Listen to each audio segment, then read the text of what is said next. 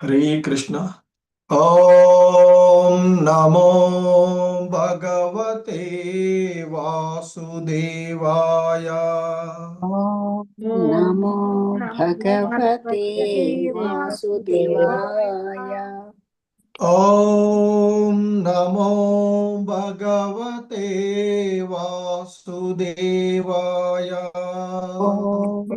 नमो भगवते वासुदेवाय। ओम नमो भगवते वासुदेवाय। ओम नमो भगवते वासुदेवाय। नारायणं नमस्कृत्य नरं चैव नरोत्तमम्। नारायणं नमस्कृत्य नरं चैव नरोत्तमम्। देवीं सरस्वतीं व्यासं ततो जयमुदीरयेत्। देवीं सरस्वतीं व्यासं ततो जयमुदीरयेत्। नष्टप्रायेष्वभद्रेषु नित्यं भागवत सेवया। नष्टप्रायेष्वभद्रेषु नित्यं भागवतसेवया। भगवते उत्तमश्लोके भक्तिर्भवति नैष्टिकी। भगवती उत्तमश्लोके भक्तिर्भवति नैष्टिकी। శ్రీకృష్ణుడు గోపీవృదేమో వినోదుడు తేగాక సమస్త దివ్య గుణములను నివాసము దివ్య గుణములకు నివాసం. హరే కృష్ణ.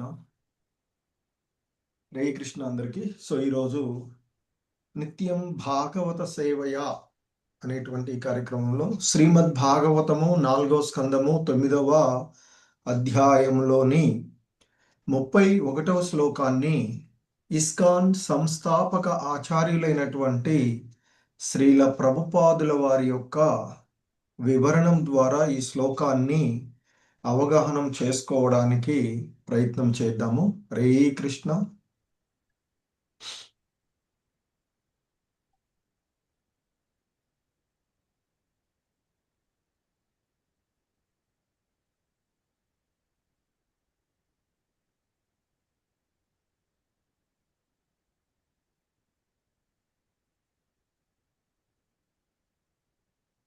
హరే కృష్ణ ప్రణామాలు.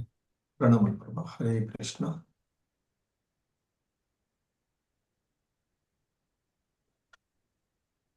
హరే కృష్ణ. శ్రీమద్ భాగవతము 4వ స్కందము 9వ అధ్యాయము 31వ శ్లోకము. హరే కృష్ణ. Please repeat. అహో బత మమానాత్మ్యం అహో బత మమానాత్మ్యం అహో బత మమానాత్మ్యం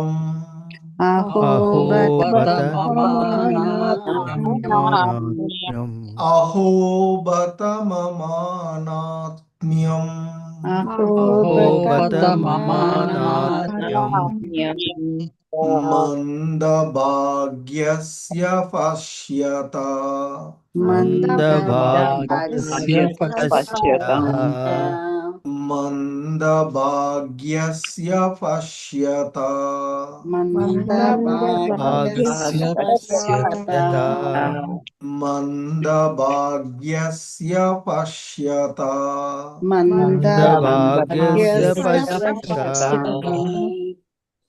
భవచ్చిదపాదమూలం భవచ్చిదపాదమూలం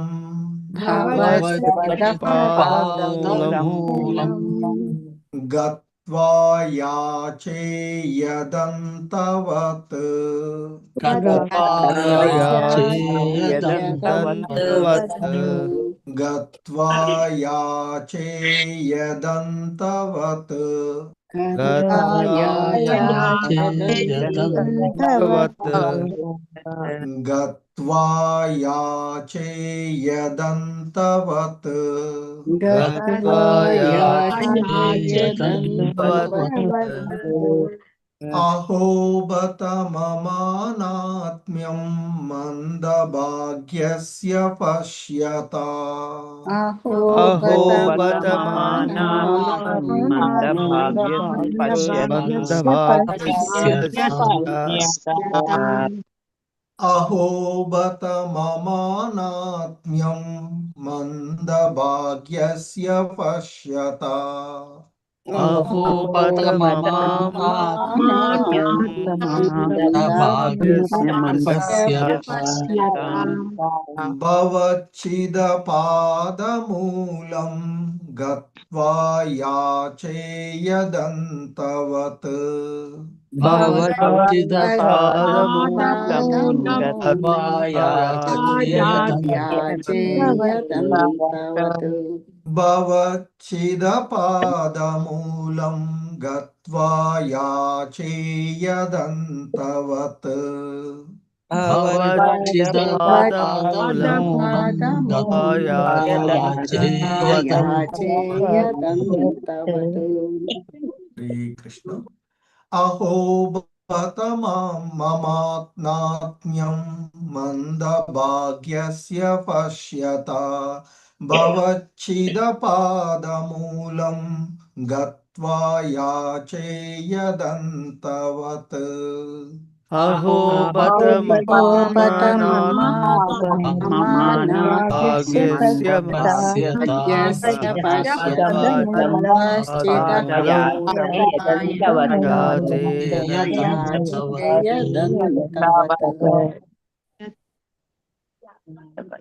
हरे कृष्ण इंदुमती माताजी जयप्रदा माताजी हरे कृष्ण प्रभु प्रणमामि अहो बत ममानात्म्यं मन्दभाग्यस्य पश्यता भवच्छिदपादमूलं गत्वा याचेयदन्तवत् हरे कृष्ण प्रभु हरे कृष्ण प्रभुजी प्रणमामि अहो बत ममानात्म्यं मन्दभाग्यस्य पश्यता भवच्छिदः पादमूलं गत्वा याचेयदन्तवत् हरे हरे कृष्ण सरला देवी माताजी वृंदा कृष्ण माताजी हरे कृष्ण प्रभु प्रणमामि अहो बत ममानात्म्यं मन्दभाग्यस्य पश्यता भवश्चिदः पादमूलं गत्वा याचेयदन्तवत् हरे कृष्ण प्रभु अहो बत ममानात्म्यं मन्दभाग्यस्य पश्यता भवच्चितः पादमूलं गत्वा याचेयदन्तवत् हरे हरे कृष्ण सूर्य प्रकाश प्रभु श्रीदीपा माताजी हरे कृष्ण प्रभु जी प्रणमालु अहो बत ममानात्म्यं मन्दभाग्यस्य पश्यता भवच्छिदपादमूलं गत्वा याचेयदन्तवत् हरे कृष्ण प्रभु धन्यवादाలు हरे कृष्ण प्रभुजी अहो बत ममानात्म्यं मन्दभाग्यस्य पश्यतां भवच्छिदः पादमूलं गत्वा याचेयदन्तवत् हरे कृष्ण वसुंधरा माताजी रामांजनी माताजी हरे कृष्ण प्रभुजी अहो बत ममानात्म्यं मन्दभाग्यस्य पश्यता भवच्छिदः पादमूलं गत्वा याचेयदन्तवत् हरे कृष्ण प्रभुजी नमस्कारमुలు अहो बत ममानात्म्यं मंदभाग्यस्य पश्यत भवच्छितः पादमूलं गत्वा याचेयदन्तवत् हरे कृष्ण विशालवती माताजी मंजुभाषिणी माताजी हरे कृष्ण प्रभु जी అహో బత మమ నాట్యం మందభాగ్యస్య పశ్యత భవచ్చిద పాదమూలం గత్వా యాచేదంతవత్. హరే కృష్ణ ప్రభుజీ, ధన్యవాదాలు. హరే కృష్ణ ప్రభుజీ ప్రణామాలు. అహోబత మమానాట్యం మందభాగ్యస్య పశ్యత భవచ్చిత పాదమూలం గత్వా యాచేయదంతవత్. హరే కృష్ణ ప్రభుజీ, ధన్యవాదాలు. హరే కృష్ణ. శ్రీనివాస సేవికా మాతాజీ, నిర్మలా మాతాజీ. హరే కృష్ణ ప్రభుజీ. అహోబత మమానాత్మ్యం మందభాగ్యస్య పశ్యత భవచ్చిదః పాదమూలం గత్వా యాచేయదంతవత్. ధన్యవాదాలు ప్రభుజీ. హరే కృష్ణ ప్రభుజీ. అహోబత మమానాత్మ్యం మందభాగస్య పశ్యత భవిచ్చిద పాదమూలం గత్వా యాచేయదంతవత్. హరే కృష్ణ. రామనారాయణ చౌదరి ప్రభు, భారతీ మాతాజీ. హరే కృష్ణ ప్రభుజీ, దండవత్ ప్రణాం. అహోబత మమానాత్మ్యం మందభాగ్యస్య పశ్యత భవచ్చిదః పాదమూలం గత్వా యాచేయదంతవత్. హరే కృష్ణ ప్రభుజీ. హరే కృష్ణ ప్రభుజీ ప్రణామం. అహోబత మమానాత్మ్యం మందభాగ్యస్య పశ్యత భవచ్చిదః పాదమూలం గత్వా యాచేయదంతవత్. ధన్యవాదాలు ప్రభు. వెంకట నరసింహదాస్ ప్రభు, శ్రీరామన్ ప్రభు, రామశాస్త్రి ప్రభు, రామకృష్ణ శాస్త్రి. హరే కృష్ణ ప్రభుజీ. అహోబత మమానాత్మ్యం మందభాగ్యస్య పశ్యత భవచ్చిద పాదమూలం గత్వా యాచేయదంతవత్. హరే కృష్ణ ప్రభుజీ. హరే కృష్ణ ప్రభుజీ ప్రణామాలు. అహోబత మమానాత్మ్యం మందభాగ్యస్య పశ్యత భవచ్చిద పాదమూలం గత్వా యాచేయదంతవత్. హరే కృష్ణ ప్రభుజీ. హరే కృష్ణ. నళిని మోహన్ మాతాజీ, రాజేశ్వరి మాతాజీ. హరే కృష్ణ ప్రభుజీ. అహోబత మమ అనాత్మ్యం మందభాగ్యస్య పశ్యత భవచ్చిదః పాదమూలం గత్వా యాచేయదంతవత్. హరే కృష్ణ ప్రభుజీ. హరే కృష్ణ. అహోబత మమ అనాత్మ్యం మందభాగ్యస్య పశ్యత భవచ్చిదః పాదమూలం గత్వా యాచేయదంతవత్. హరే కృష్ణ. ఉజ్వల మాతాజీ, ప్రభావతి మాతాజీ. హరే కృష్ణ. అహోబత మమానాత్మ్యం మందభాగ్యస్య పశ్యత భవచ్చిదః పాదమూలం గత్వా యాచేయదంతవత్. హరే కృష్ణ ప్రభుజీ ప్రణామాలు ప్రభు. అహోబత మమానాత్మ్యం మందభాగ్యస్య పశ్యత భవచ్చిదః పాదమూలం గత్వా యాచేయదంతవత్. ధన్యవాదాలు. హరే కృష్ణ. రామకృష్ణ ప్రభు, చంద్రవతి మాతాజీ. హరే కృష్ణ ప్రభుజీ. అహోబత మమ అనాత్మ్యం మందభాగ్యస్య పశ్యత భవచ్చిదః పాదమూలం గత్వా యాచేయదంతవత్. హరే కృష్ణ ప్రభుజీ. అహోబత మమానాత్మ్యం మందభాగ్యస్య పశ్యత భవచ్చిదః పాదమూలం గత్వా యాచేయదంతవత్. హరే కృష్ణ ప్రభు. హరే కృష్ణ. సో ఈ శ్లోకంలో ఉన్నటువంటి పదాల యొక్క అర్థాలు, భావము మరియు భాష్యాన్ని చూద్దాము. హరే కృష్ణ. నీరజ మాతాజీ చౌతరా. హరే కృష్ణ ప్రభుజీ. అహోబత మమానాత్మ్యం మందభాగ్యస్య పశ్యత భవచ్చిద పాదమూలం గత్వా యాచేయదంతవత్. ధన్యవాదాలు ప్రభుజీ. హరే కృష్ణ. సో ఈ శ్లోకంలో ఉన్నటువంటి పదాలకి అర్థం అహో, అహో అహో అహో, అహో భత, బత బత అయ్యో, అయ్యో మమ, మమ నా యొక్క, నా యొక్క అనాత్మ్యం, అనాత్మ్యం దేహాత్మ భావన దేహాత్మ భావన మందభాగ్యస్య మందభాగ్యుని యొక్క పశ్యత ఒక్కమారు గాంచుము భవ భౌతిక అస్తిత్వము చిదః ఖండించడి భగవానుని యొక్క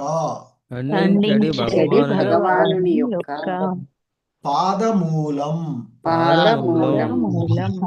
పాదపద్మములను గత్వా దరిచేరియు యాచే నేను అర్థించితిని యత్ ఏదైతే అంతవత్ నశ్వరమో భావం. అహో నేనెంత మందభాగ్యుడునో చూడుడు జన్మ మృత్యు పరంపరను శీఘ్రమే ఖండించడి దేవదేవుని పాదపద్మములను చేరియు మూర్ఖత్వముతో నశ్వరములగు వానినే నేను అర్థించితిని. కృష్ణ బాపిరెడ్డి ప్రభు. హరే కృష్ణ ప్రభుజీ ప్రణామాలు. భాష్యంపై శ్రీల ప్రభుపాదకి జై. ఈ శ్లోకమునందు అనాత్మ్యం అను పదము ప్రధానమైనది. అనాత్మ్యం అనగా ఆత్మను గూర్చి ఎట్టి భావన లేకుండా అని భావము. మానవుడు ఆత్మను అనగా ఆధ్యాత్మిక స్థితి తెలుసుకునే స్థితికి రానిచో అతడేది కావించినను అది అజ్ఞానమే అనియు అది కేవలము జీవితమునకు పరాజయమనే కలిగించుననియు వృషభదేవుడు తన పుత్రులకు ఉపదేశించెను. జన్మ మృత్యు పరంపరను నశింపజేయుటనేది అత్యున్నత వరదానమును అనగా ఏ దేవతయు వసగలేనిది. భక్తునకు ఎల్లప్పుడూ వసగలిగేది శ్రీకృష్ణ భగవానుని దరిచేరగలిగియు తాను మూర్ధముగా ఏది నశ్వరమగు దానినే కోరినందున ధ్రువుడు తన దురదృష్ట స్థితికి విచారించెను. హిరణ్యకశిపుడు బ్రహ్మను అమరత్వమును కోరినప్పుడు తానే అమరుడు కానందున అతడు ఆ వరము నొసగలేకపోయాను. అనగా అమరత్వమును అనగా జన్మ మృత్యు పరంపరను నశింపజేయుట కేవలము దేవదేవుడుకు శ్రీకృష్ణుడే వసగడు కాని అన్యులు కారు. హరిం వినాన శృతిం తరంతి. శ్రీహరి అనుగ్రహము లేనిదే ఎవరును ఈ భౌతిక జగమున జన్మ మృత్యు పరంపరను ఆపలేరని చెప్పబడినది. కనుకనే భగవానుడు భవచ్చిత్ అనియు పిలువబడును. భాగవత ధర్మమును గూడిన వైష్ణవ తత్వము అనగా సిద్ధాంతము సమస్త విధములకు విషయముల కోరికలను భక్తులకు నిషేధించును. వైష్ణవుడు ఎల్లవేళలా కామ్యకర్మల ఫలములకు గాని లేక తాత్విక కల్పనకు గాని సంబంధించిన సమస్త విషయ కోరికల నుండి విడివడి ఉండవలెను. అనగా అన్యాభిలాషిత శూన్యం. మహావైష్ణవుడుకు నారదముని చేతనే ధ్రువునికి ఓం నమో భగవతే వాసుదేవాయ అనే మంత్రదీక్ష వసగబడిను. అది విష్ణు మంత్రము. ఈ మంత్రమును జపించుట ద్వారా మనుజుడు విష్ణులోకమును చేరగలడు. ఘన వైష్ణవునిచే విష్ణు మంత్ర దీక్షితుడైనప్పటికీ తాను ఇంకను భౌతిక లాభములనే కోరినందుకు ధ్రువుడు చింతించెను. అది అతని భేదమునకు మరి యొక్క కారణము. భగవత్ కృపచే విష్ణు మంత్రము లభించినను భక్తి యోగమున నిర్వహించుచు భౌతిక లాభములకై తాను తీవ్రముగా యత్నించుట ఎంత మూర్ఖత్వము గదా అని అతడు విచారించెను. అనగా కృష్ణ భక్తి భావనలో భక్తి యోగమునందు నియుక్తులమైన మనమందరము సమస్త భౌతిక కోరికల నుండి పూర్తిగా విడివడవలసి ఉన్నది. లేనిచో ధ్రువుని వలె మనము దుఃఖింపవలసి వచ్చును. హరే కృష్ణ ప్రభుజీ, ప్రణామాలు. హరే కృష్ణ, ధన్యవాదాలు ప్రభు. ఇది ఈరోజు ఈ శ్లోకం నాకు శ్రీల ప్రభుపాదులు వారు ఇచ్చినటువంటి వివరణము. హరే కృష్ణ. ఓం జ్ఞానతిమిరాంధస్య జ్ఞానాంజనశలాకయా చక్షుర్మిలితం యేన తస్మై శ్రీ గురవే నమః. శ్రీచైతన్యమనోభీష్టం స్థాపితం యేన భూతలే స్వయం రూపః కదా మహ్యం దదాతి స్వపదాంతికం. వందేహం శ్రీగురు శ్రీయుతపదకమలం శ్రీగురూన్ వైష్ణవాంశ. శ్రీరూపం సాగ్రజాతం సహగణ రఘునాథాన్వితం తం సజీవం సాద్వైతం సావధూతం పరిజన సహితం కృష్ణ చైతన్యదేవం. శ్రీ రాధా కృష్ణ పాదాన్ సహగణ లలితా శ్రీ విశాఖాన్వితాంశ. నమావోం విష్ణుపాదాయ కృష్ణ ప్రేష్టాయ భూతలే శ్రీమతే భక్తి వేదాంత స్వామినితి నామిని. నమస్తే సారస్వతే దేవే గౌరవాణి ప్రచారిణే నిర్విశేష శూన్యవాది పాశ్చాత్యదేశతారిణే. జయ శ్రీ కృష్ణ చైతన్య ప్రభు నిత్యానంద శ్రీ అద్వైత గదాధర శ్రీవాసాది గౌర భక్త వృంద. హరే కృష్ణ కృష్ణ కృష్ణ హరే హరే, హరే రామ రామ రామ హరే హరే. హరే కృష్ణ. సో ఈరోజు శ్లోకంలో ఎంతో అద్భుతమైనటువంటి పశ్చాత్తాపం. ఆ భగవంతుణ్ణి మనము కోరుకోవలసిన దానికి భిన్నంగా ఈ భౌతిక జగత్తులో మన యొక్క ప్రవర్తనకు మనం చేస్తున్నటువంటి దానికి నిలువెత్తు సాక్ష్యంగా ఆ ధ్రువుడు భావించినటువంటి భావనలు ఉన్నటువంటిది. ఎందుకంటే ఈ భౌతిక జగత్తులో మాయా బంధనాలలో ప్రకృతి త్రిగుణమయమైనటువంటి ఈ మాయా చేత మనము ఆవరింపబడి మన యొక్క వాస్తవికమైనటువంటి ధర్మాన్ని మర్చిపోయి ప్రవర్తిస్తూ ఉన్నటువంటి విషయాన్ని ఇక్కడ చూడవచ్చు.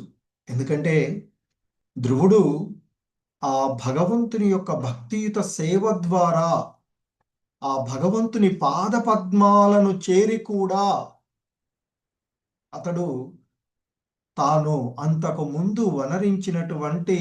ముందు తాను అభిలషించినటువంటి అతని యొక్క ఆశయం, అంతకుముందు ఏదైతే సంకల్పం చేసుకున్నాడో దాని వలన అతడు పతనం చెందినటువంటి విషయానికి ఎంతో చింతిస్తూ ఆ భగవంతుడు 36,000 సంవత్సరాలు ఈ భూమండలాన్ని అంతటినీ ప్రపంచాన్ని అంతటినీ కూడా పరిపాలించమని భౌతికమైనటువంటి ఇచ్చినటువంటి స్థితికి కూడా అతడు సంతృప్తి చెందకుండా, ఎందుకంటే అతడు వసుదేవ స్థితికి చేరుకున్నటువంటి వాడు, అంటే విశుద్ధమైనటువంటి స్థితిని పొందినటువంటి వాడు, ఎటువంటి భౌతిక కల్మషాలు లేకుండా. ఎందుకంటే ఆ భగవంతుని దర్శనము, ఆ భగవంతుని స్పర్శ వలన అతడు వేద జ్ఞాన సారస్వతాన్ని అంతటినీ కూడా పొందినటువంటి వాడు. ఆ స్థితిలో తాను పూర్వము సంకల్పించుకున్నటువంటి స్థితిని గురించి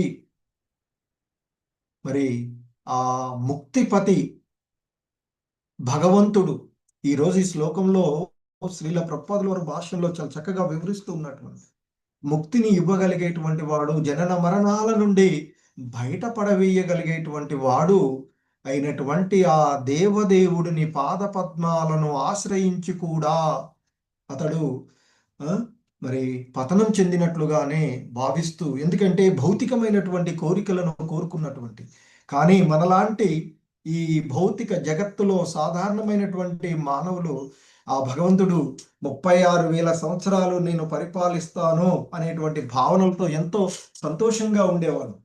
కానీ మనం అంటే అది మూర్ఖత్వము. ఈ భౌతిక సంపదలు, ఈ రాజ్యాలు, ఇవన్నీ కూడా మనం పొందేటువంటిది అంతా కూడా ఇక్కడ నశ్వరమైనటువంటిది అని చెప్తున్నటువంటి, అంటే క్షీణించిపోయేటువంటిది, అనశ్వరము అనేది ఆధ్యాత్మికమైనటువంటి భావన. కానీ ఇక్కడ అంతవత్త నశ్వరమైనటువంటిది, క్షీణించిపోయేటువంటిది. సో మరి అటువంటి ఈ తాత్కాలికమైనటువంటి విషయాలకు నేను కోరుకున్నానే అంటూ పూర్వపు శ్లోకం నుండి ధ్రువుడు తన మనసులో పశ్చాత్తాపడుతూ తనలో తాను ఈ విధంగా భావించుకుంటూ ఉన్నటువంటి విషయాలను మనం చూస్తూ ఉన్నటువంటిది. పూర్వపు శ్లోకంలో ధ్రువుడు అనుకుంటాడు, భగవానుని పాదపద్మ ఛాయలో నిలవడానికి యత్నించడం అనేటువంటిది సామాన్యమైనటువంటి కార్యం కాదు. అటువంటి ఘనకార్యాన్ని నేను సాధించినా కూడా, ఎందుకంటే అది సామాన్యమైనటువంటి విషయం కాదు. ఎందుకంటే మహానుభావులు వంటి వారే సనందనుడు, సనకుడు, సనాతనుడు, సనత్కుమారులు వంటి సనందనాది నైష్టిక బ్రహ్మచారులు సైతము అనేక జన్మల పిదప ఆ భగవంతుని పాదార విందాలను ఆశ్రయించగలిగారు. కానీ నేను ఈ జన్మలోనే, చిన్న వయసులోనే 6 నెలలు మాత్రమే, 6 మాసాలలో ఆ భగవంతుని భక్తియుత సేవ వనర్చడం ద్వారా ఆ కృపామూర్తి నా ఎడ కరుణ చూపినా కూడా నేను దానిని సద్వినియోగపరచుకోలేదే అని నేను అన్యంగా చింతించడం వలన ఆ భగవంతునికి భిన్నంగా, ఎందుకంటే మనకి ఆచార్యులు చెప్తున్నారు అన్యాభిలాషిత శూన్యం, సో ఎటువంటి ఇతరమైనటువంటి కోరికలు, భౌతికమైనటువంటి విషయాలు లేకుండా ఆ భగవంతుని పాదపద్మాలను ఆశ్రయించి ఉండడమే విశుద్ధ భక్తి. మరి అలాంటి విశుద్ధ భక్తి స్థితి దాకా వెళ్ళినా కూడా నేను అన్యము గురించి ఆలోచించడం వలన ఆ భగవంతుడిని తప్ప వేరొకటి ఆలోచించకుండా ఉండవలసినటువంటి నేను అంతకుముందు భౌతికమైనటువంటి విషయాలను కోరుకున్నానే, ఆ కారణంగా నేను పతనమయ్యాను అంటూ అతడు మరి చింతాక్రాంతుడై చింతిస్తూ ఇంకా ఈ విధంగా ఈరోజు శ్లోకంలో చెప్పబడుతున్నట్లుగా ఆయన తన మనసులో తను బాధపడుతూ ఉన్నటువంటి అహోబత మమ అనాత్మ్యం, అహో అయ్యో ఎంతటి ఘోరం, మమ అనాత్మ్యం నా యొక్క ఈ దేహాత్మ భావన. అంటే ఆల్రెడీ మనకి భగవద్గీత 2వ అధ్యాయంలో చెప్తారు, ఈ దేహం కాదు మనము శాశ్వతమైనటువంటి దివ్యమైనటువంటి సనాతనమైనటువంటి ఆత్మలం.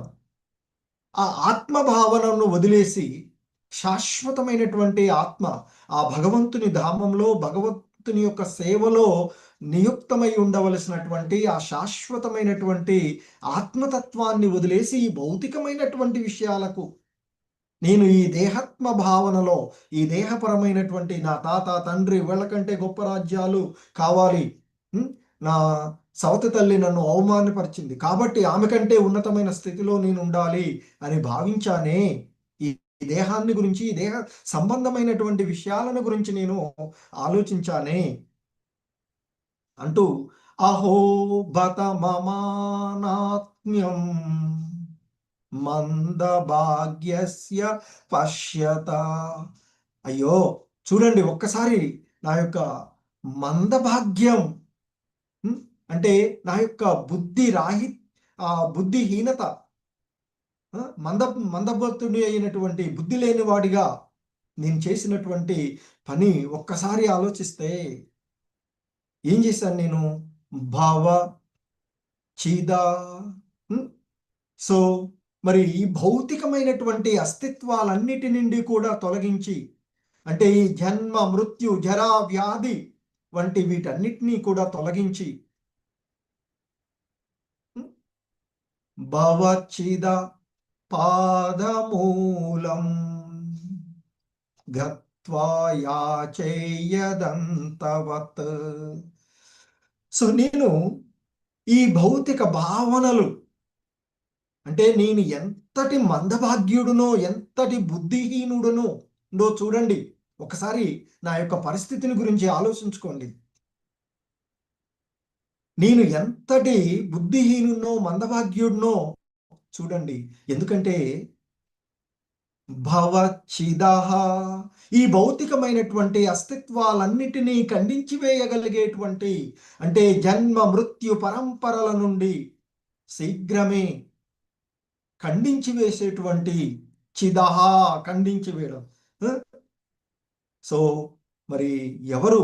ఆ దేవదేవుడు భగవంతుని యొక్క పాదమూలం, పాదపద్మాలను గత్వా దరిచేరి కూడా, ఆ పాదపద్మాలను ఆశ్రయించి ఆయన యొక్క స్థితిని చేరి కూడా యాచేయదంతవత్ నేను మూర్ఖంగా ఆలోచించినటువంటి, నేను మూర్ఖంగా అర్థించినటువంటి ఆ నశ్వరమైన, తాత్కాలికమైన, క్షణికమైనటువంటి కదా, అదే మరి వాస్తవికమైనటువంటి ఆ భగవంతుని దివ్యధామంలో, గోలోక బృందావనంలో ఆ భగవంతుని సేవలో నిమగ్నమయ్యేటువంటి స్థితిని చూస్తే, ఎందుకంటే అక్కడ ఆది అంతాలు లేనటువంటి, నిరంతరంగా కాల ప్రభావమే లేనటువంటిది అక్కడ.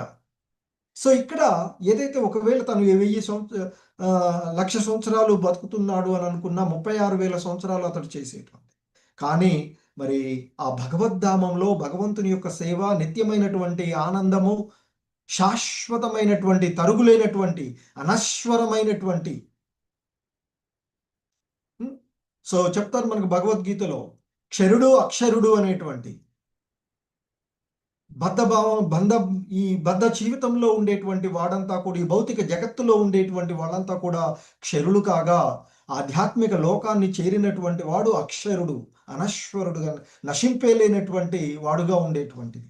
మరి అటువంటి దాన్ని నేను వదిలేసుకొని ఈ తాత్కాలికమైనటువంటి, భౌతికమైనటువంటి విషయాలను గురించి నేను ఆలోచించానే అని ఆ ధ్రువుడు తనలో తాను చింతిస్తూ ఉన్నటువంటి ఆ విషయాన్ని, ఎందుకు నేను పతనమయ్యాను అనే దాని గురించి బేస్ చేసుకుంటున్నాను.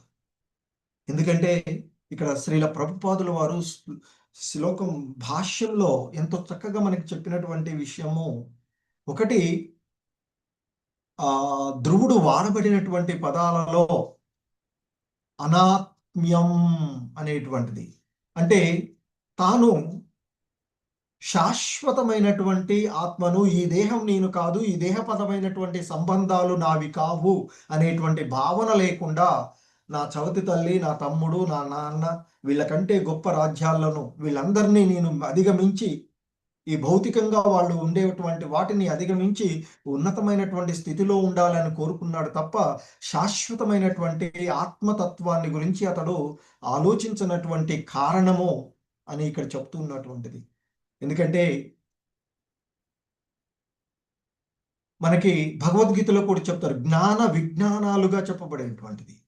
ఏంటి జ్ఞాన విజ్ఞానములు? విజ్ఞానం ఆ భగవంతుడు, అంటే సాధారణంగా ఆత్మ పరమాత్మల తత్వాన్ని తెలుసుకోవడము, ఆత్మ పరమాత్మల తత్వాన్ని తెలుసుకొని ఆ ఆత్మకు పరమాత్మకు మధ్య ఉండే భేదాన్ని తెలుసుకోవడము, ఆ పరమాత్ముని యొక్క పాదపద్మాలను ఆశ్రయించి తెలుసుకోవడం. అంటే మనము ఎవరము, నేను ఎవరిని, హూ యామ్ ఐ, అనేటువంటి ఒక భావనను తెలుసుకోవడమే. అంటే ఆధ్యాత్మికమైనటువంటి స్థితిని, అంటే ఆ భగవంతుని పాదపద్మాలను ఆశ్రయించి ఆయన సేవ చెయ్యడమే నా ధర్మము అని తెలుసుకోవడము. మరి అది నిజమైనటువంటి జ్ఞానం. కానీ మరి ఆ ఆధ్యాత్మికమైన అంటే ఆత్మతత్వాన్ని ఆలోచించకుండా అతడు అజ్ఞానంలో ఉండి మరి తాను మరి ఆ విధంగా భౌతికమైనటువంటి భావనను కోరుకున్నటువంటిది.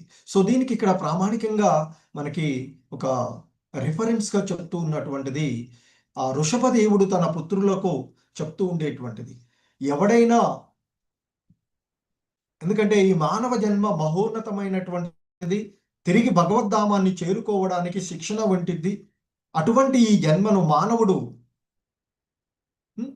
మరి ఆత్మను అంటే ఆధ్యాత్మికమైనటువంటి స్థితిని తెలుసుకోకుండా తన జీవితాన్ని గడిపినట్లయితే అది విజయవంతమైనటువంటి జీవితం కాదు. ఏదో అనుకుంటా మన జీవిత లక్ష్యం, నేను ఇది సాధించాలి, లేకపోతే ఈ ఉద్యోగాన్ని పొందాలి, లేదా ఈ బిల్డింగ్ కట్టేసుకోవాలి, లేకపోతే దీన్ని పొందాలి అనేటువంటి భావనల్లో అది నిజమైనటువంటి విజయం కాదు అని చెప్తున్నాను. ఏమిటి నిజమైనటువంటి విషయం అంటే మనమేమిటి, హూ హ్యామ్ ఐ, ఎవరు మనం? ఈ దేహం కాదు, ఈ తాత్కాలికమైనటువంటి దేహం కాదు, శాశ్వతమైన సనాతనమైన దివ్యమైనటువంటి ఆత్మతత్వాన్ని తెలుసుకోగలగడమే నిజమైనటువంటి మరి ఆ జ్ఞానము, నిజమైన జ్ఞానము. అదే భగవద్గీతలో కూడా చెప్పబడినటువంటి జ్ఞానం, దివ్య జ్ఞానంగా చెప్పబడినటువంటిది. మరి అటువంటి ఈ జన్మ మృత్యు పరంపరను నశింప చేయగలిగేటువంటి అత్యున్నతమైనటువంటి వరదానాన్ని ఇవ్వగలిగేటువంటి వాడు శ్రీకృష్ణ భగవానుడు. మరి అటువంటి విష్ణు భగవానుని పాదపద్మాలను దరిచేరినా కూడా ధ్రువుడు ఆ జన్మ మృత్యు పరంపర నుండి బయటపడకుండా ఏమైంది, ఒక 36,000 సంవత్సరాలు ఈ భౌతిక జగత్తును పరిపాలించి యజ్ఞ యాగాదులు చేస్తూ దాన ధర్మాలు చేస్తూ జీవితాన్ని గడపవలసినటువంటి స్థితి. మరి కానీ ఆయనకి ప్రత్యక్షమైనటువంటి శ్రీకృష్ణ భగవానుడు ఇతర ఏ దేవత కూడా ఇవ్వలేనటువంటిది మనం చూస్తాం. చాలా మంది మనకి ముఖ్యంగా చూసుకున్నట్లయితే హిరణ్యకశిపుడు కఠోరమైనటువంటి తపస్సు చేసి మొత్తం పుట్ట అంతా వచ్చేసి శరీరం అంతా కండరాలన్నీ కూడా చెదల పురుగులన్నీ పట్టేసి కఠోరమైనటువంటి తపస్సు చేస్తే బ్రహ్మదేవుడు ప్రత్యక్షమయ్యి అప్పుడు నాకు అమరుడునయ్యేటువంటి వరాన్ని ఇవ్వమంటే బ్రహ్మే అంటాడు, నేనే అమరుడును కాదయ్యా, నీకెలా ఇవ్వగలను అటువంటి వరం, ఇంకేదైనా కోరుకో అంటే. సో మరి ఈ భౌతిక జగత్ అంటే ఏ దేవత కూడా ఒక విష్ణు భగవానుడు తప్ప, కృష్ణ భగవానుడు తప్ప మరెవరూ ఇవ్వలేనటువంటి అత్యున్నతమైనటువంటి వరదానము ఆ జన్మ మృత్యు పరంపర నుండి బయటపడడం, ముక్తి. ఎందుకంటే ఇంతకుముందు కూడా చాలా చోట్ల మనం చెప్పుకుంటాం కాశీకి వెళ్తే ముక్తి లభిస్తుందని. ఆ కాశీకి వెళ్ళినా అక్కడ శివుడు కూడా తన యొక్క భక్తులకు ఇచ్చేటువంటి ఇది ఆ భగవన్నామస్మరణమే, భగవంతుడు హరినామమే చెప్తాడట వాళ్ళకు కూడా. తద్వారానే వాళ్ళు ముక్తి పొందేటువంటి, అంటే ఆ భగవన్నామ స్మరణ చేసి ముక్తి పొందమని చెప్తారు. మరి అటువంటి ఆ భగవంతుడే సాక్షాత్తుగా తనకు ప్రత్యక్షమైనప్పుడు సో ఏదో మూర్ఖమైనటువంటి కోరిక, మూర్ఖంగా నశ్వరమైనటువంటి దాన్ని అతడు కోరుకున్నందుకు అతని యొక్క దురదృష్టమైనటువంటి స్థితికి అతడు ఇక్కడ విచారిస్తూ ఉన్నటువంటిది. ఎందుకంటే కేవలము దేవుడైనటువంటి శ్రీకృష్ణుడే మరి ఆ జన్మ మృత్యు పరంపరల నుండి బయటపడగలిగేటువంటి వరదానాన్ని ఇవ్వగలిగేటువంటి వాడు. అందుకే ఇక్కడ హరిం వినాన శృతిం తరంతి అని చెప్పబడుతూ ఉంటుంది.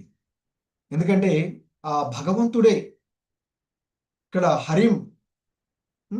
సో శ్రీకృష్ణ భగవానుడు, ఆ శ్రీ విష్ణువు, శ్రీహరి లేదా విష్ణువు లేదా కృష్ణుడు లేకుండా మరి ఆనందం కానీ సంతృప్తి కానీ ఉండదు. హరిం వినాన శృతిం తరంతి. ఆ శ్రీహరి లేదా విష్ణువు లేదా శ్రీకృష్ణుడు లేకుండా ఎవ్వరూ కూడా ఈ భౌతిక జగము నుండి జన్మ మృత్యు పరంపరలను ఆపలేరు అని చెప్పబడినటువంటిది. సో కనుకనే ఆ భగవానుడు భవచిత్ అని, అంటే ఇక్కడ ఈ శ్లోకంలో చెప్పబడినట్లుగా భవ అంటే భౌతికమైనటువంటి అస్తిత్వము. ఈ భౌతిక జగత్తులో జన్మ మృత్యు జరా వ్యాధి అంటే ఆ జన్మ మృత్యు పరంపర. చిత్ అంటే ఛేదించి వేయగలిగేటువంటి వాడు ఎవడు అంటే ఆ శ్రీకృష్ణ భగవానుడు, శ్రీహరి మాత్రమే. మరి అటువంటి ఆ భగవంతుణ్ణి చేరి కూడా తన మరి భాగవత ధర్మం, వైష్ణవ తత్వం సిద్ధాంతాలను అనుసరించి భక్తుడు ఎప్పుడు కూడా అన్యాభిలాషిత శూన్యంగా ఉండాలి అని చెప్పబడినటువంటిది. మరి ఇక్కడ ధ్రువుడు అలా లేకుండా అయినాడే అనేటువంటిది తన యొక్క శుద్ధమైనటువంటి స్థితికి తాను ఇప్పుడు విశుద్ధ భక్త స్థితిలో ఉన్నాడు. వసుదేవ స్థితిలో ఉన్నటువంటి వాడు సర్వాన్ని ఇప్పుడు తెలుసుకోగలిగినటువంటి వాడు, తానేం తప్పు చేశాడో తెలుసుకుంటున్నటువంటి వాడు. మరి అటువంటి ఆ ధ్రువుడు ఇక్కడ అనుకుంటున్నాడు, ఒక మహావైష్ణవుడైనటువంటి దేవర్షి నారదుడి చేత మంత్రదీక్ష వసగబడినప్పుడు కూడా ఏం మంత్రం ఇచ్చాడు? సో ఓం నమో భగవతే వాసుదేవాయ అంటూ మరి ఆ భగవంతుని మంత్రం ఇవ్వబడినటువంటి ద్వాదశాక్షర మంత్రము ఇవ్వబడినప్పటికీ కూడా ఆ విష్ణు మంత్రాన్ని ఇవ్వబడినది. ఆ ఓం నమో భగవతే వాసుదేవాయ అనేటువంటి ఆ మంత్ర జపం చేయడం వల్ల విష్ణులోకాన్ని చేరుకోగలడు. మరి గొప్ప వైష్ణవుడైనటువంటి నారదులు వారు తనకు ఉపదేశించినటువంటి ఆ మంత్రాన్ని అతడు దేనికోసం ఉపయోగించుకున్నాడు అంటే, తన యొక్క సంకల్పం ఏంటి అంతకు ముందు అంటే, భౌతికమైనటువంటి తన చౌతి తల్లి అవమానించిన కారణంగా ప్రతీకారంగా తన తండ్రి తాత ముత్తాతల కంటే గొప్ప రాజ్యాన్ని పొందాలి అనేటువంటి భావన కోసం దానిని వినియోగించుకున్నందుకు. ఎందుకంటే అది భౌతికమైనటువంటి కోరిక, భౌతిక లాభాల చేత ఉండేటువంటి కోరిక కనుక మరి దానిని అతడు సరిగా వినియోగించుకోలేకపోయాడే అనేటువంటిది అతడు ఇక్కడ చింతించడానికి కారణంగా చెప్పబడుతూ ఉన్నటువంటిది. సో ఆ విధంగా తాను గొప్ప వైష్ణవుడి నుండి మంత్రదీక్ష పొందినప్పటికీ కూడా, కానీ మనం ఎంతో ఉత్తములైనటువంటి ఆధ్యాత్మిక గురువు నుండి దీక్ష పొంది కూడా మనం సరైనటువంటి క్రమంలో నడుచుకోలేకుండా పోతున్నా అయినా మనకి ఏ విధమైన బాధ అనిపించటం ఉండదు కదా. సో ఒక్కసారి ఇక్కడ శ్రీల ప్రభుపాదులు వారు అందుకే చెప్తున్నారు, లాస్ట్లో చాలా చక్కటి సందేశాన్ని ఇస్తూ ఉన్నారు మనకి. మరి ధ్రువుడు అంత వాస్తవాన్ని చెప్తే అతడు ముక్త స్థితిని పొందాడు. పొందినప్పటికీ అతడు భౌతికమైనటువంటి కోరిక కారణంగా 36,000 సంవత్సరాలు ఈ భూమండలాన్ని పరిపాలించేటువంటి అవకాశాన్ని అతడు గొప్ప అవకాశంగానే చెప్పవచ్చు భౌతికంగా చూస్తే. కానీ దాన్ని తృణప్రాయంగా భావించి అతడు తన యొక్క ఆధ్యాత్మిక స్థితి నుండి పతనమైనందుకు అతడు చింతిస్తూ ఉన్నటువంటిది.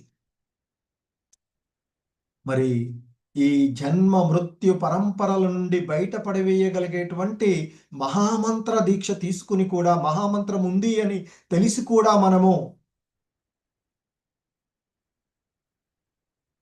దానిని సరిగా జపం చేయలేక, సరిగా కీర్తించలేనటువంటి స్థితులలో ఉన్నందుకు మనం ఎంత బాధపడాలనో ఒకసారి ఆలోచించుకోవలసినటువంటిది.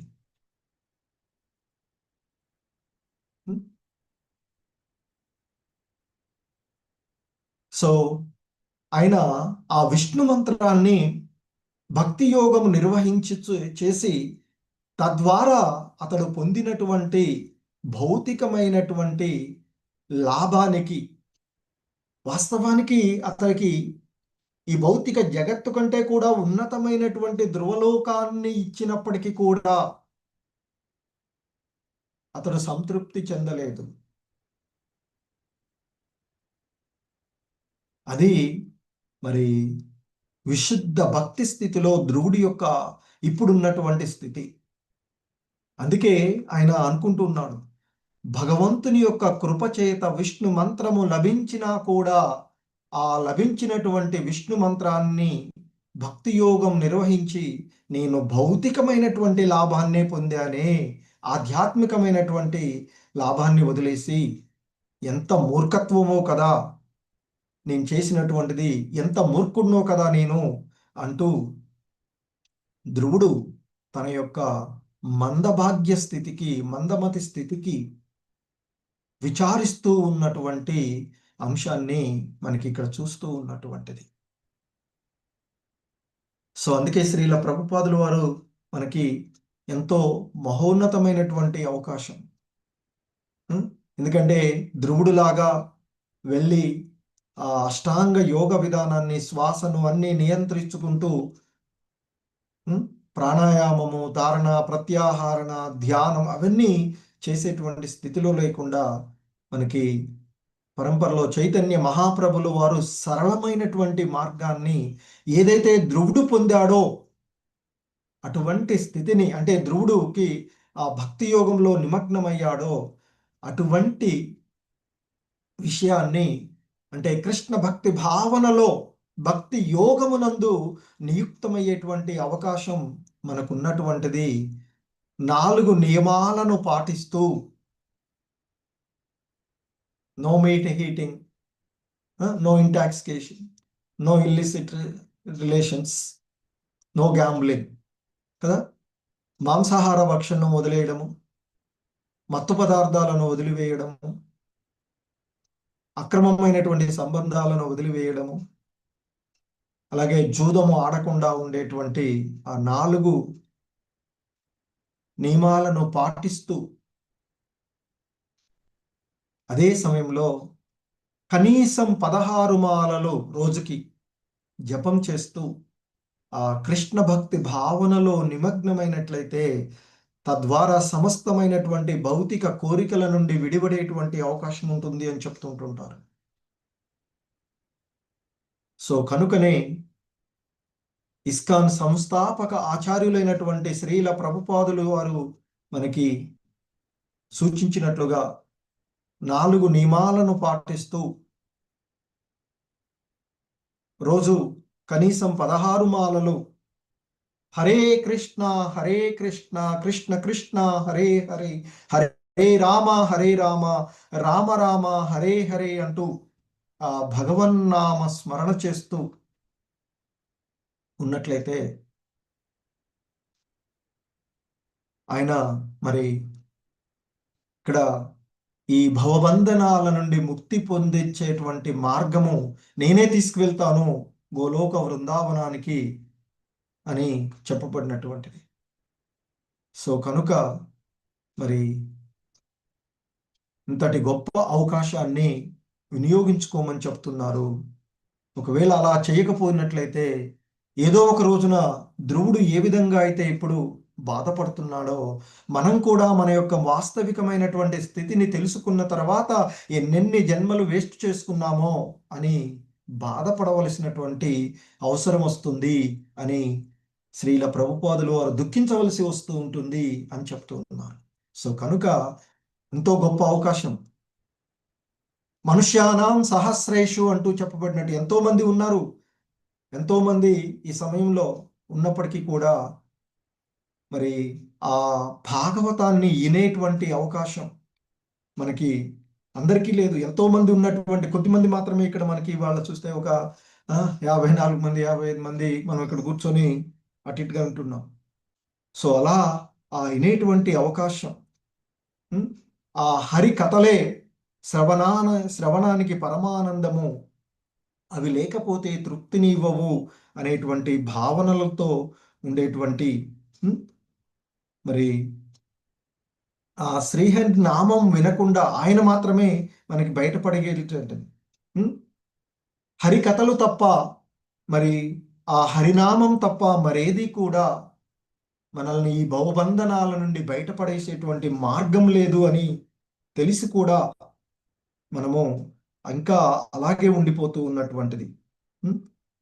ఎందుకంటే చెప్తూ ఉంటారు మనకి భాగవతంలో మొదటి స్కందం 2వ అధ్యాయంలోని 17వ శ్లోకంలో చెప్పబడుతుంది.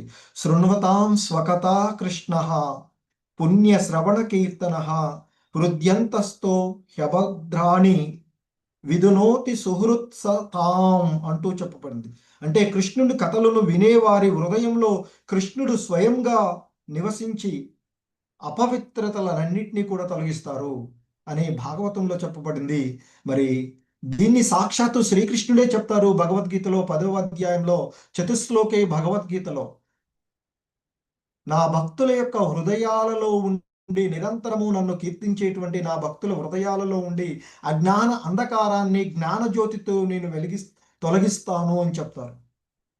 సో అదే మనకి భాగవతంలో చెప్పబడుతుంది. అలాగే మనం రోజు కూడా నిత్యం భాగవత సేవలో చెప్పుకుంటాం.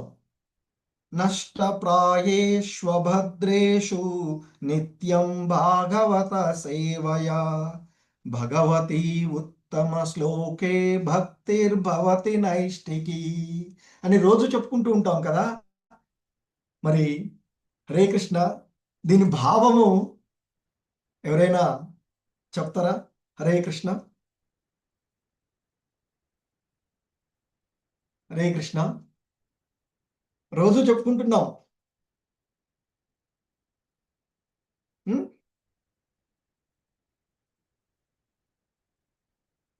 చాముండేశ్వరి మాతాజీ. హరే కృష్ణ ప్రభు. మాతాజీ అంటే మనసులోని అభద్రతా భావాన్ని పోగొట్టి ఉత్తమ శ్లోకుడైన భగవంతుని యొక్క పాదపద్మముల మీదే భక్తి మనస్సు నిలుపుకునేది ప్రసాదిస్తుంది. ఎస్ మాత. సాధారణ విషయాల గురించి మనం వింటూ ఉన్నట్లయితే అవేవి కూడా మన మనసు యొక్క చంచల స్వభావాన్ని మార్చలేవు. కానీ ఆ హరి యొక్క కథలను వింటూ ఉంటే భక్తి స్థిరపడుతుంది అని చెప్తారు. ఇక్కడ నష్టప్రాయేషు అభద్రేషు అంటే భాగవత శ్రవణ సేవ ద్వారా అశుభాలన్నీ కూడా నశించిపోతాయి అని చెప్తూ ఉంటారు. భగవంతుని పైన అచంచలమైనటువంటి భక్తి కలుగుతుంది అని చెప్పేటువంటి శ్లోకం అది. చెప్పుకుంటూ మనం రోజు ప్రారంభించుకుంటూ ఉంటాం. సో ఒక్కసారి ఆలోచించండి, మనం చెప్పుకుంటున్నటువంటి ఆ శ్లోకము మన యొక్క పరిస్థితి, మన యొక్క దౌర్భాగ్యమైనటువంటి స్థితులకు ఒక్కసారి ఆలోచించుకుని సో ఇంకా ఆ శ్రద్ధతో చాలా శ్రద్ధ భక్తితో శ్రద్ధతో వింటూ ఉంటున్నటువంటిది. సో ఇంకా ఆ భగవంతుని ఈ తత్వాన్ని, ఎందుకంటే మనకి భగవద్గీతలో కూడా శ్రీల ప్రభుపాదుల వారు భాషలో చెప్తారు ఆ భగవంతుని గురించి ఎంత ఎక్కువగా వింటూ ఉంటే, అంటే ఆ గొప్పతనాలు ఎవరైనా ఒక వ్యక్తి గురించి మనకి అతడు ఎంత గొప్పవాడో తెలిస్తే ఆయన పైన మనకి నమ్మకము విశ్వాసం కలుగుతూ ఉంటుంది. సో కాబట్టి ఆ భగవంతుని యొక్క కథలను, ఆయన యొక్క లీలలను, దివ్య లీలలను ఎంత ఎక్కువగా తెలుసుకుంటే అంత ఎక్కువగా ఆ భగవంతుని వైపుకి మనము మరలించబడతాము అనేటువంటిది చెప్పబడుతూ ఉన్నది. సో దానికోసం నిత్యం భాగవత సేవ. సో నష్టప్రాయేషు అభద్రేషు అంటూ చెప్తుంటాం కదా. సో భాగవత శ్రవణం ద్వారా మనకి అశుభాలన్నీ కూడా నశించిపోతాయి అని చెప్తూ ఉంటుంటారు. సో అటువంటి ఈ భాగవతం క్లాస్కి వింటున్నటువంటి, అలా మీతో చర్చించుకునేటువంటి, మీ యొక్క సాంగత్వాన్ని ఇస్తున్నటువంటి మీ అందరికీ పేరు పేరున ధన్యవాదాలు. హరే కృష్ణ. శ్రీల ప్రభుపాద్కి